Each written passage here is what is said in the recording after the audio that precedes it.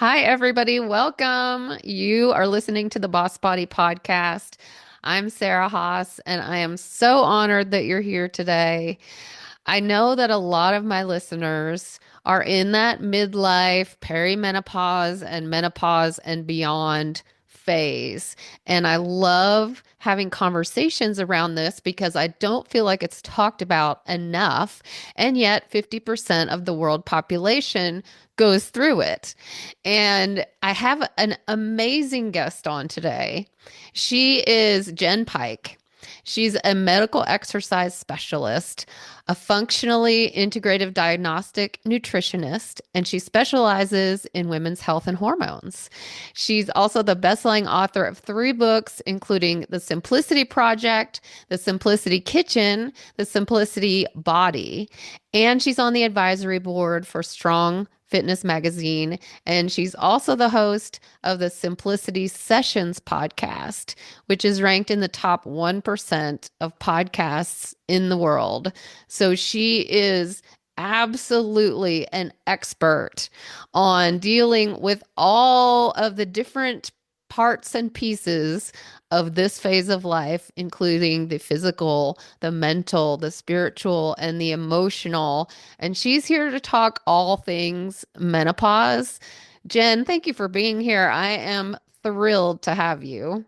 Oh, thanks so much for having me. I'm looking forward to our chat today. Yeah.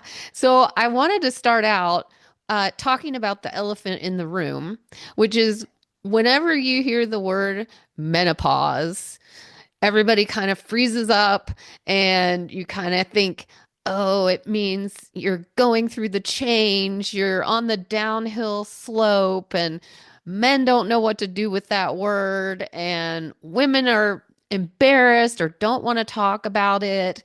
And I've been very outspoken in that I am 52, I am postmenopausal, and I feel amazing. And I'm loving this stage of life. And I wanted to have you on to kind of speak to that because so many of us start dreading these years or are in it and aren't feeling our best. Maybe we don't feel good about our bodies. Our health may not be the best. But first of all, can you just talk a little bit about this phase of life and how we're feeling about it mentally and emotionally and how we could maybe reframe that a little bit? Yeah, I mean it's a lengthy period of time that I know most women don't really understand that piece of it because for most of us, growing up, if you're in your 40s, your 50s, maybe even your 60s listening to this, our mothers were not vocal in having conversations about this, right? It was something that you just kind of suffered with behind closed doors. And some women say that they moved through it with, quite a lot of ease, and other women say, like it wrecked me. I felt like I was having a nervous breakdown, hot flashes, and not feeling like myself. And so this generation of women who are experiencing perimenopause and menopause right now, we're really the generation that's breaking down a lot of the barriers and a lot of the walls and a lot of the stigma and embarrassment and fear. And there's a lot that is going on. So when we talk about the length of time, I mean, if you look at the latest data and the literature and information, it really classifies perimenopause as a period of time that can be anywhere from 8 to 12 years in a woman's body, starting ovarian decline, typically somewhere between the age behind the scenes of 35 to 38, definitely by the early 40s. And most women throughout their 40s, this is when they're going to start to kind of sit in this in between of like something's changing, and just saying things like it's my hormones feel out of whack, not necessarily thinking it's perimenopause because I'm 45, so I'm in my mid 40s, and I've been teaching and talking about women's health my whole life essentially. So nothing really kind of surprises and shocks me, but for so many women they're like, "Oh, I'm too young for that. Like that's not what's happening." And so because we've grown up with a lot of the stigma that when you go into menopause you're old, right? We think of like being older. We think of our grandmothers. All of a sudden you get to an age. It's just like when you're 20 and you think, "Oh, when I'm like, at 40," and in 40 you think that's old. And then you hit 40 and you're like, "I am young and thriving." And then you start to think of like 70 or 80 as being older. So we keep moving the needle forward. But then we arrive at this time in our life and we're like, what is actually happening? And so I think the first part is for women just to understand that there is a very different runway for all of us. And some of us are going to move through it quicker, some are, it's going to go a little slower. When you actually start to notice the physical, mental, and emotional symptoms of perimenopause, you move through different stages. So in the beginning, it may just be that you're like, my mood, like I'm a little bit crankier and have no patience. And little things that never used to bug me, oh my gosh, they bug me so much now. And that can oftentimes be the first thing. Changes in our cycle, changes in the quality of our sleep, changes in our body composition. So, a lot of these things in the beginning, they're kind of easy for us to be able to excuse off or to try to, find just a simple supplement or something to do to essentially try to make them go away. Then, as we get into that later stage of perimenopause, coming into really the last couple of years of when we are cycling and when we're having a period that are bringing us closer to menopause, this is when you're like, like you're like, I'm almost there. And you're really just waiting for that full 12 months when you no longer have your bleed. And then, you are now considered menopause is that day and you're postmenopausal moving forward. It's a lot to reconcile for us as women when so many women's story is, I haven't changed anything, but everything has changed. And so when we talk about the mental emotional, reality of what happens when we go through this, I think it's threefold. I think the first part is when you didn't grow up educated or connected to your body, like most women, we weren't taught about everything that was going to happen from a young age. You innately start to build this level of disconnection that you probably don't even realize is there. Because when you talk to people about that, they're like, how could I be disconnected from a body I live in every day? Right. And we notice what we notice, then we kind of just move on. But when you start to get to these big hormonal shifting times, these transitions in our life, this isn't stuff that you can just kind of brush under the rug and move forward with. Like it really is systemic. It's impacting how you feel, how you function, how you show up, your thoughts. It can be very intrusive for a lot of women in their life, and you have to, respond differently. So the first part is, I think, lack of education is really what it shocks a lot of women. These things start to happen. Okay. And then the second piece of it is we are in an information overload era right now. So nobody can say, I don't know where to access information. I don't know how to, from a free perspective as well, too. I mean, you and I are doing it right now. Podcast, audiobooks, Instagram, people's blogs. There's so many resources out there that it is very overwhelming for that woman who is already overwhelmed because everyone is saying to and who's saying there's always a derivation.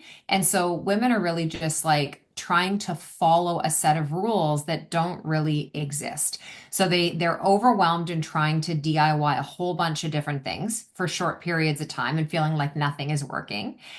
And then the third part of that is that, when you don't maybe have a primary care practitioner, a doctor, an OBG, a naturopath, somebody functional who is really supporting the questions you're asking, helping to educate you about your individual body, validating how you're feeling, and creating a supportive protocol, that woman who may be moving through these transitions, she is just feeling lost. So it's on the mental and emotional side of perimenopause and menopause, it is this kind of like, you know, crashing walls of energy that start to come together. And I think that for a lot of women, it can be very challenging, depending on your environment, to move through this feeling as good as you would like to. And what I mean by that is, you've everybody's heard the saying, like you're the sum of the five people you spend the most time with, they have a huge impact on your life. So if you're a woman that is spending time with other people who, are gaslighting symptoms, they're just like, this is shitty, like, let's just have another glass of wine to get over this. Everything is negative, negative, negative about what's happening in their body. It's really hard to tread above that and to stay positive. So you start to feel yourself getting pulled into that. Conversely, if you are part of a community or a circle of women or people in your life where like that is just not something you share and talk about, so many women just suffer, on their own. So there's a lot to unpack there. And I think too that, you know, we're at a time in our life when we're going through arguably the greatest hormonal shift outside of pregnancy that we will ever experience in our life, much longer than pregnancy and postpartum. And there's also so much happening in life. So, for a lot of women, if they're mothers at this same time, their children are growing and they're, maybe leaving the home and going off to college or university.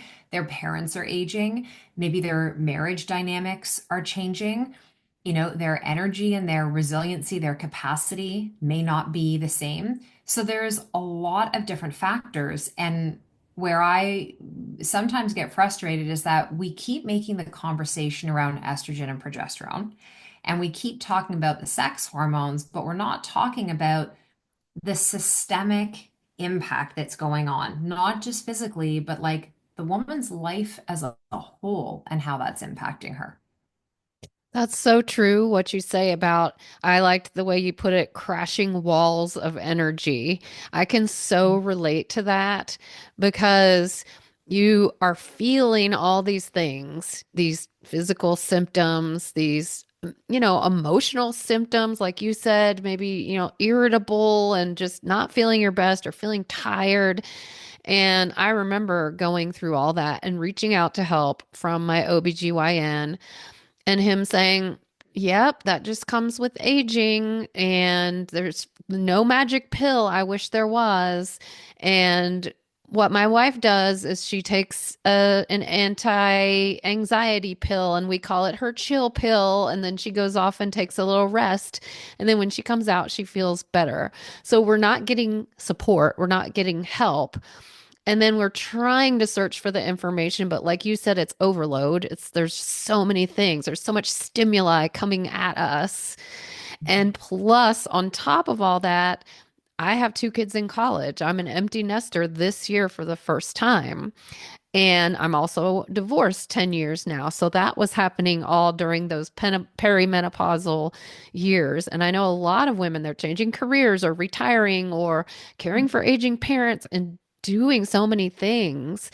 And it can be very overwhelming. So I love that you are extending support, and I like the word simple and simplicity because that's your mantra. That's what's on It is. all of your things because that's what we want. We're just so tired and overwhelmed and we Mm, just want to feel good. We just want to feel calm and be able to enjoy this second half of our life. yeah. Simplicity for me came from a place in the first, quarter of my life where when my children were young and I was running an in-person studio and building my businesses and doing all of that, and I was in my, mid 30s, and I just kept feeling myself burn out every quarter. I'd like need to take 3, 4 days and just reset myself. And, I'd gain my strength and my power again. And I'd go back out there and I would just like over deliver, over give, try and do everything. And then I'd burn back out again. And I just remember hearing myself, going out on what used to be my runs, and my runs all of a sudden turning into my walks, and my walks turning into this form of like a therapy and meditation. And I just kept hearing myself on my walks just say, I just need more simplicity. I need more simplicity. And I literally went out for one walk one night, and I could hear and feel viscerally in my body that like the only person who's going to create more simplicity and ease in my life is me. No one else can do that for me. And I think that that is also one of the most empowering things for us as women, especially as we're coming into our 40s and 50s, which arguably I think are our wisest years as women. I think we have so much to reconcile and to learn and to let go of and to create an opportunity to build. We talk so much to women at this stage about building more muscle, and it's like there's a lot more we can also be focusing on than just building muscle. Like there's multiple muscles of boundaries and courage and resiliency and bravery and audacity. And, those also hold a currency. So, yes, building more muscle has metabolic currency and is going to help us in that way. But all of those other things I just talked about are going to help you to literally like reroute yourself as a woman and be able to stand on your own 2 feet and have better discernment and choose like what is a yes for me and what is like absolutely freaking not. Like, I'm not doing it anymore. I'm not saying yes to that anymore. I'm not participating. I'm not co-regulating with that other individual, that situation anymore. And I find for so many women, in our programs and in our practice, their description of fatigue and burnout and overwhelm is oftentimes that they're just looking around going, at what point did I become the proverbial do it all punching bag, here for everyone, live through life like an octopus with 8 arms versus two?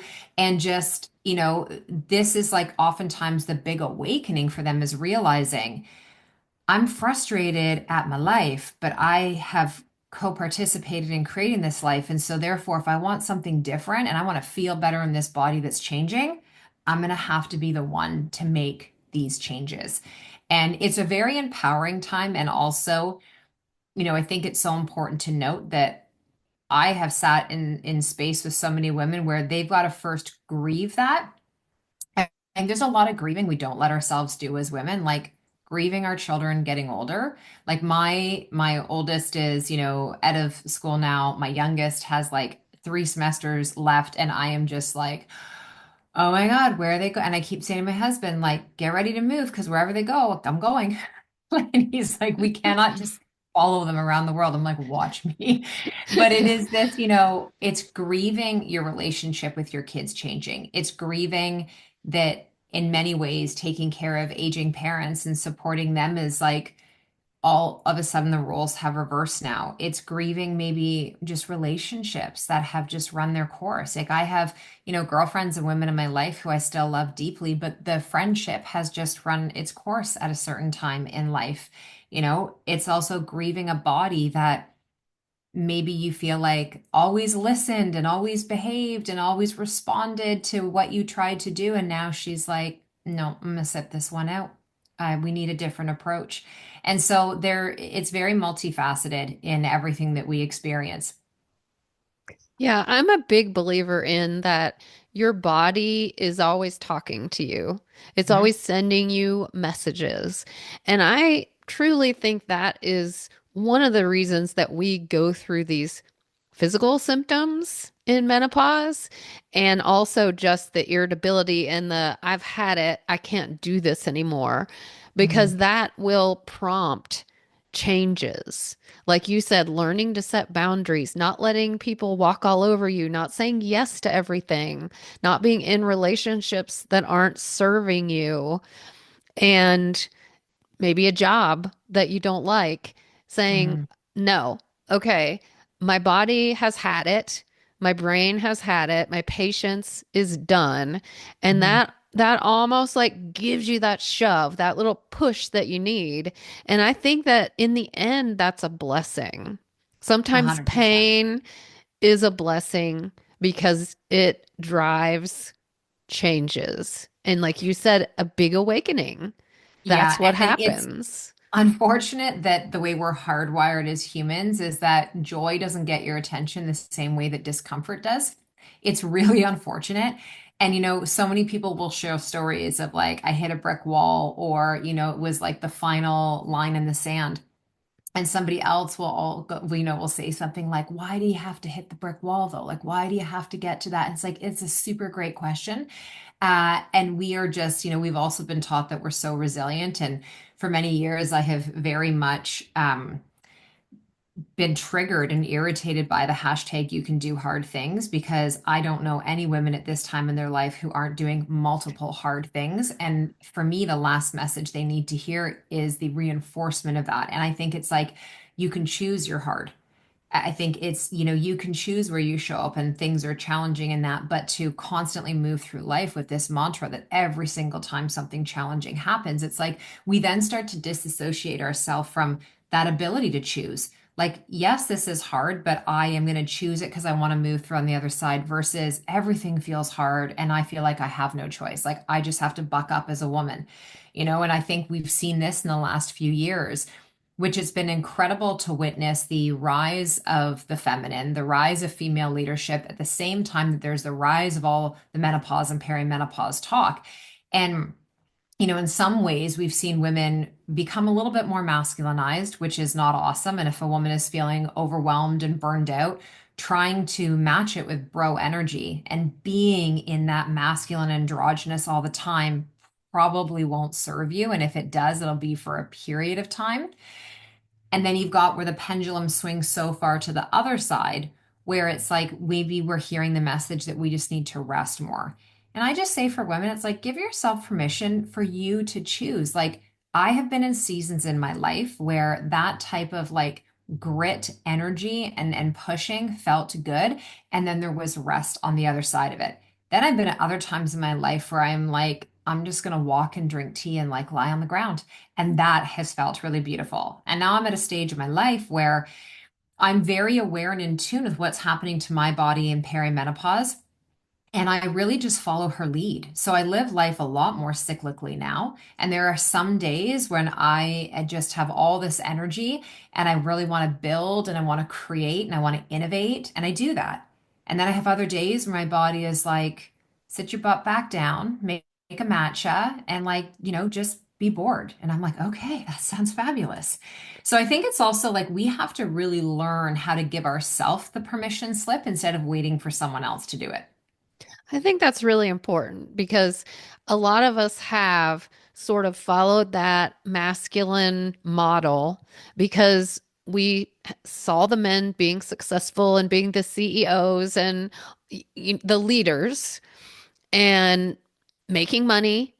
And we sort of looked at that and thought, okay, well, that's the way to do it. So I Yeah. have to just like push through. I just have to, if I'm tired, too bad. If I'm menstruating, too bad. If I just had a baby, oh well. This is what you have to do in order to have the life that you want, whether that's the business, the family, whatever. You have to just push and strive. And Mhm. I love that there is this feminine movement of embracing the yin. We're trying to force that yang all the time, but we Yeah. are a mixture of the two Yeah. and embracing that we can lean in to that feminine energy and balance it with the masculine, and that will serve us in the best way Mhm. and Yeah, honor our absolutely. bodies and our minds. Yeah. Well, this is the key word right there is honor. It's like so many of us have been taught that as a woman, it is like life is just meant to be in servitude, right? So it's like take care of the family, take care of the house, take care of the community, be the nice girl, be the kind girl, and so it's, and we see this show up. I mean, when we look at the, roots of many autoimmune illnesses, when we look at the roots of many, dysbiotic issues going on in the body, so many people say, well, it all comes back to the gut. And it's like, I will agree with you that the gut is the barometer of health in our body, but it actually comes back to the nervous system. Like, what was the original fracture? What was going on in the life and for how long? Like, I've never sat with a woman who is like, yeah, I'm feeling this way because like last week something stressful happened, unless it's been something super traumatic. I'm sitting with women who are like, I've been holding this thing for years. I've been in a relationship that I have actually not felt aligned and connected in for probably my entire marriage. I have been struggling with my child dealing with addiction or anxiety or mental health issues. And I'm just over here trying to hold it together. And I don't want to show my weakness and because I need to be strong for them. I am dealing with, I had to be the parent for my parents. I like every woman has, something that she has gone through or she has had to show up in a way in her life where It's almost like here's your assignment, here's your role. And I really do believe we all come into this lifetime with a sacred contract, of what our purpose is here. But then I also believe that there are things that happen along the way that none of us would have signed up for had we known. Like if we had been able to read the four font, fine print in it, and yet here we are and something happens. And as humans, I mean, our bodies are so brilliant, but we as a whole are so brilliant. And it's incredible how you can witness someone who is actually struggling quite a lot be able to just wrap that up and accessorize it in a really beautiful outer package where you would never know what is actually going on. And what I see in this transition to menopause and post for women is it's like things start to unravel for some. Yeah.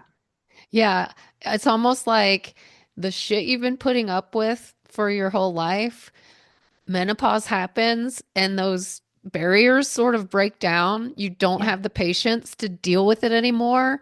And you're just like, no more. Yeah. I can't do Absolutely. this anymore. Yeah.